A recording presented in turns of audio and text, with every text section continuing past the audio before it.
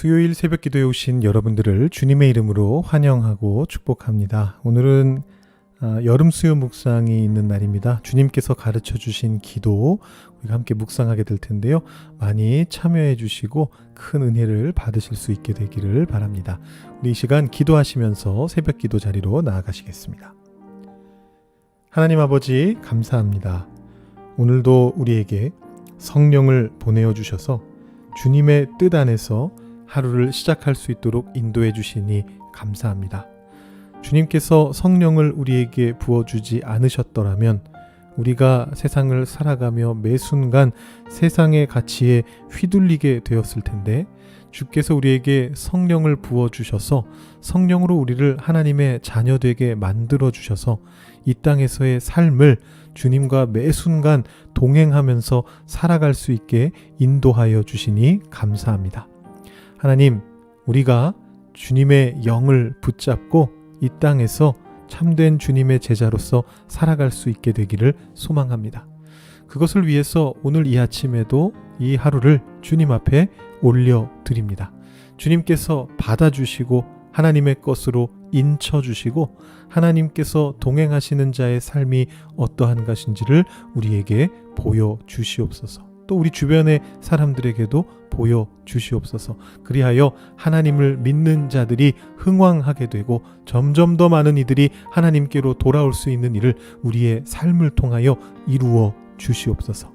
감사드리며 예수님의 이름으로 기도드립니다. 아멘.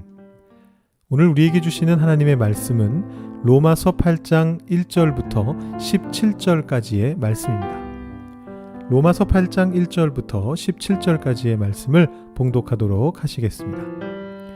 그러므로 이제 그리스도 예수 안에 있는 자에게는 결코 정죄함이 없나니 이는 그리스도 예수 안에 있는 생명의 성령의 법이 죄와 사망의 법에서 너를 해방하였습니다. 율법이 육신으로 말미암아 연약하여 할 수 없는 그것을 하나님은 하시나니 곧 죄로 말미암아 자기 아들을 죄 있는 육신의 모양으로 보내어 육신의 죄를 정하사 육신을 따르지 않고 그 영을 따라 행하는 우리에게 율법의 요구가 이루어지게 하려 하심이니라.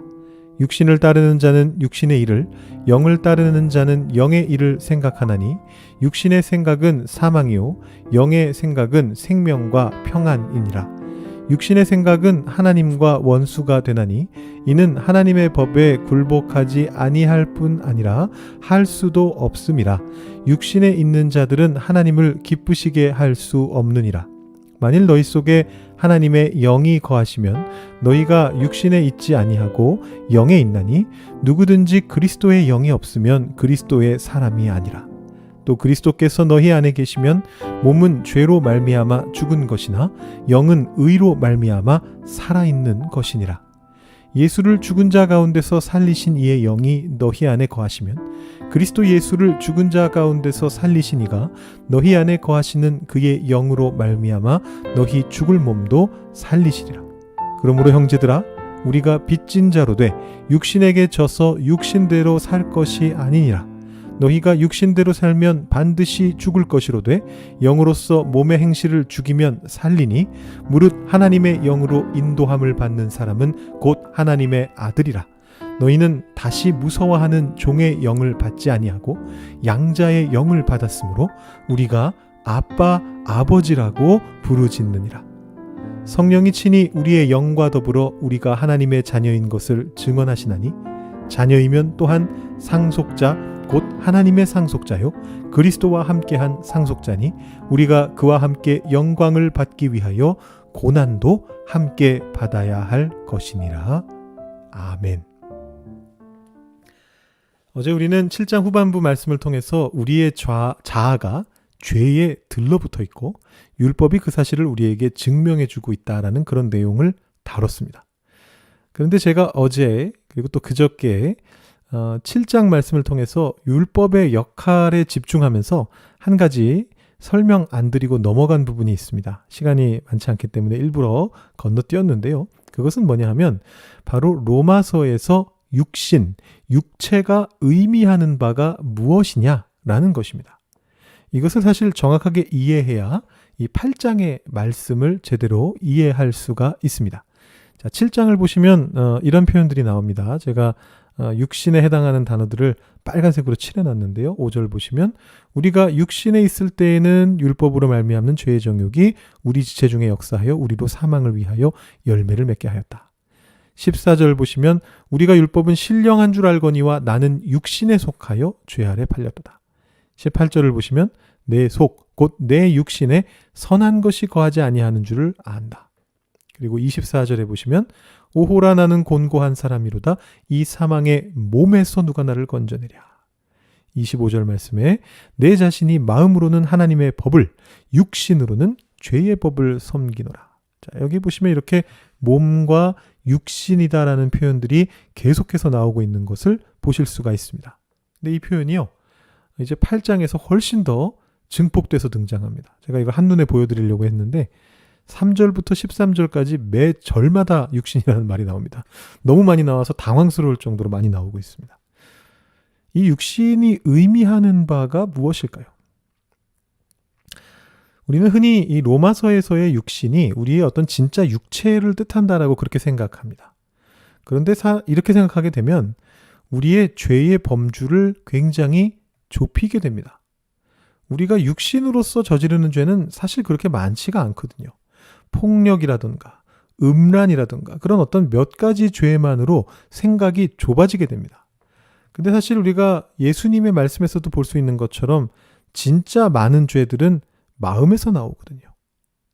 우리가 이미 읽은 로마서 1장으로 돌아가 보시면 29절 31절에 죄의 목록들이 나오고 있습니다. 이 목록들을 한번 보시죠.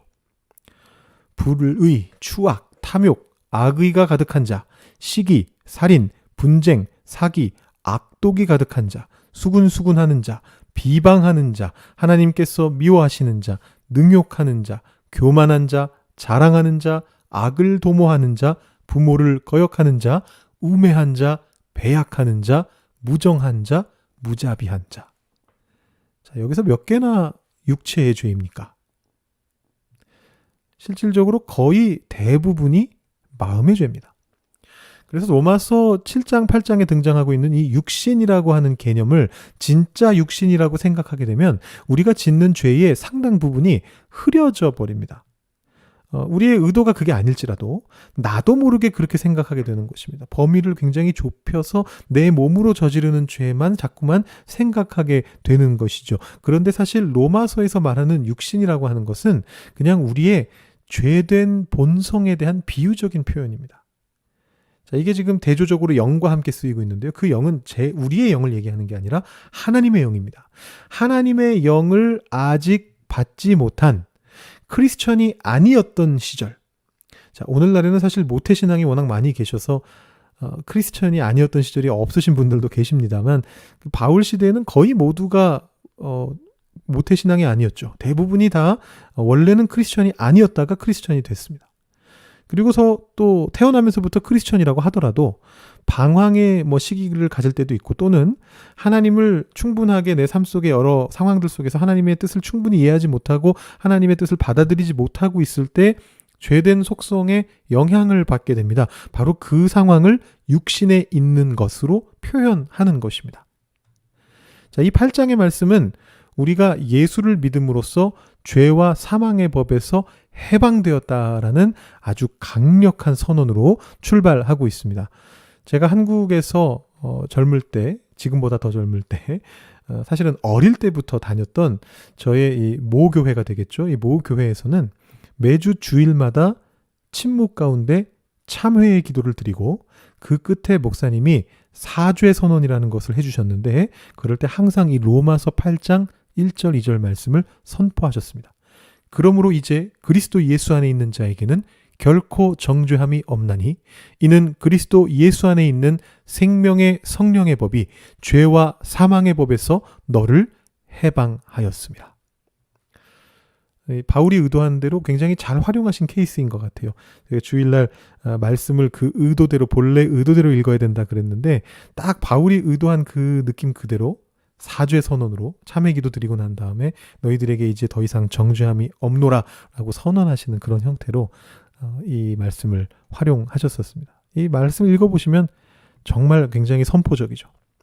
그 다음에 이어서 이제 3절부터 아까 말씀드렸듯이 육신과 영을 계속해서 대조하는데, 다시 한번 말씀드리지만 이것은 하나님을 모르던 때의 삶과 하나님을 알게 된 이후의 삶을 비유적으로 표현하는 것입니다. 그 중에 몇 절을 한번 저희가 살펴보면 5절부터 8절 말씀을 쭉 보시면, 육신을 따르는 자는 육신의 일을, 영을 따르는 자는 영의 일을 생각한다. 육신의 생각은 사망이고 영의 생각은 생명과 평안이다. 육신의 생각은 하나님과 원수가 되게 하는 것이다. 그래서 육신에 있는 자들은 하나님을 기쁘시게 할 수 없노라. 그렇게 이야기하면서 바울이 자연스럽게 영에 대한 이야기들을 하기 시작합니다. 이 앞에도 나옵니다만 9절부터 본격적으로 영에 대한 이야기들이 나오죠. 만일 너희 속에 하나님의 영이 거하시면 너희가 육신에 있지 아니하고 영에 있다. 누구든지 그리스도의 영이 없으면 그리스도의 사람이 아니니라. 그리스도께서 너희 안에 계시면 몸은 죄로 말미암아 죽은 것이나 영은 의로 말미암아 살아있는 것이니라. 예수를 죽은 자 가운데서 살리신 이의 영이 너희 안에 거하시면 그리스도 예수를 죽은 자 가운데서 살리신 이가 너희 안에 거하시는 그의 영으로 말미암아 너희 죽을 몸도 살리시리라. 자, 바로 성령 하나님이십니다. 예수를 죽은 자 가운데서 살리신 이의 영이다. 하나님의 영이다. 그것이 우리 안에 거하심으로 우리의 죽을 몸도 살아나게 된다. 이렇게 이제 고백을 하고 있는 것이죠. 이 8장의 말씀이 굉장히 강력합니다. 제가 8장이 로마서의 하이라이트에 가깝다라는 말씀을 드린 적이 있는데, 아주 굉장히 강력하고 굉장히 선포적인 메시지들이 여기서 전달되고 있습니다. 그러면서 바울은 우리가 성령을 받음으로 하나님의 자녀가 되었다라는 선포로서 오늘 말씀을 끝내고 있습니다. 14절부터 17절 말씀 보시면요. 물은 하나님의 영으로 인도함을 받는 사람은 곧 하나님의 아들이라. 너희는 다시 무서워하는 종의 영을 받지 아니하고 양자의 영을 받았으므로 우리가 아빠 아버지라고 부르짖느니라. 성령이 친히 우리의 영과 더불어 우리가 하나님의 자녀인 것을 증언하시나니 자녀이면 또한 상속자 곧 하나님의 상속자요 그리스도와 함께한 상속자니 우리가 그와 함께 영광을 받기 위하여 고난도 함께 받아야 할 것이니라. 자, 우리가 세상의 사람들과 다른 점은 하나님의 영을 받았다라는 것입니다. 이 영은 우리가 하나님을 믿기로 결단하고 세례를 받을 때 하나님으로부터 받게 됩니다. 그리고 그 후로부터 성령께서는 우리와 함께 하십니다. 자, 성령께서 우리와 함께 하시면 이 성령께서 어떤 일들을 우리에게 해주시는가, 그것은 내일 말씀에서 좀 더 들여다보겠습니다. 오늘 말씀에서 얘기하는 건 이겁니다. 하나님의 영을 받았다. 하나님의 영을 받았기 때문에 우리는 과거의 삶에서 벗어나서, 과거의 법에서 벗어나서 죄와 사망의 법, 육신의 법에서 해방되어서 생명의 성령의 법을 따라서 살게 된다라는 것입니다. 이것이 우리가 죄를 이길 수 있는 유일한 소망입니다. 오늘 말씀을 우리 삶에 이렇게 적용해 보면 좋겠습니다. 간략하게 한번 적용해 보려고 하는데요. 육신에게 지지 맙시다. 오늘은 이런 의지를 한번 다져보는 것으로 오늘 말씀을 한번 적용해 보면 좋겠습니다. 12절 말씀을 제가 한번 읽어드리죠. 그러므로 형제들아 우리가 빚진 자로 돼 육신에게 져서 육신대로 살 것이 아니니라. 다시 말씀드리지만 이 육신은 우리의 실제 육체를 말하는 것이 아니고 우리의 죄된 본성을 말하는 것입니다. 예수님을 믿지 않았더라면 결코 빠져나올 수 없었을 우리의 죄성입니다. 여러분 거기에 지지 마십시다. 싸우십시다. 여러분 주먹을 휘두르십시오. 맞서 싸우십시오. 여러분은 하나님의 영을 가지고 계신 하나님의 자녀입니다. 반드시 승리할 것입니다. 여러분 육신에게 지지 아니하겠다. 죄성에 지지 않겠다. 이 마음을 가지고 이 의지를 다지시기 위해서 이 시간 하나님 앞에 기도하시고 오늘 하루의 삶 속에서 절대로 죄된 본성에 지지 않는 삶을 살게 하여 주십시오. 이렇게 기도하시고 오늘 하루를 하나님께 올려드리신 다음에 여러분들의 개인적인 기도 제목 하나님께 드리시고 오늘 새벽 기도 마치시기 바랍니다. 기도하시겠습니다.